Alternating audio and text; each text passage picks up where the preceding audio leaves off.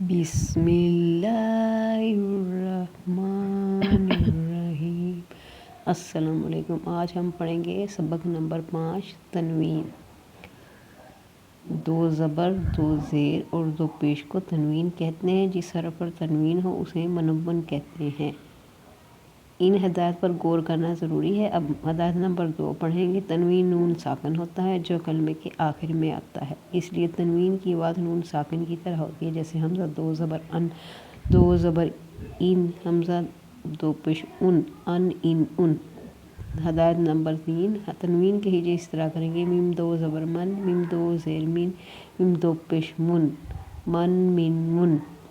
ہدایت نمبر 4 زبر کی تنوین کے بعد کہیں اور الف اور کہیں یا لکھا جاتا ہے، ہجے کرتے وقت اس کا خیال رکھنا بہت ضروری ہوتا ہے، اور ہجے کرتے وقت اس کا نام نہیں لیتے، صرف یہ خوبصورتی کے طور پر یا ویسے ہی لگانے کے طور پر لکھا جاتا ہے۔ تا دو زبر تن، تا دو زیر تین، تا دو پیش تن، توا دو زبر تن، توا دو زیر تین، توا دو پیش تن۔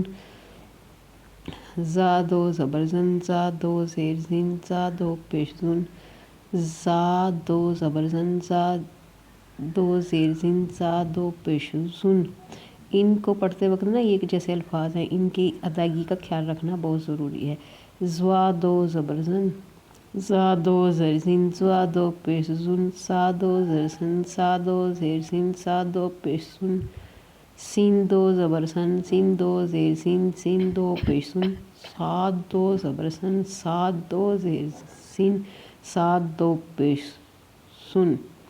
دا دو زبر زن، دا دو زیر دین، دا دو پیش دن۔ یہ دیکھیں، یہ بھی دا اور دا ایک جگہ، دا دو زبر زن، دا دو زیر دین، دا دو پیش دن۔ یہ بھی دیکھیں، دا بھی دا اور دا ان میں فرق ہے نا۔ کاف دو زرکن، کاف دو زیر کین، کاف دو پیش کن، قاف دو زبر کن، قاف دو زیر کین، قاف دو پیش کن۔ ہا دو زرہن، ہا دو زرہن، ہا دو پیش ہن، ہا دو زرہن، ہا دو زرہن، ہا دو پیش ہن۔ یہ دیکھیں، یہ ہا بھی ایسے ہی، اور یہ ہا ہے، یہ ہا ہے، یہ کاف ہے اور یہ قاف ہے، ان کو اس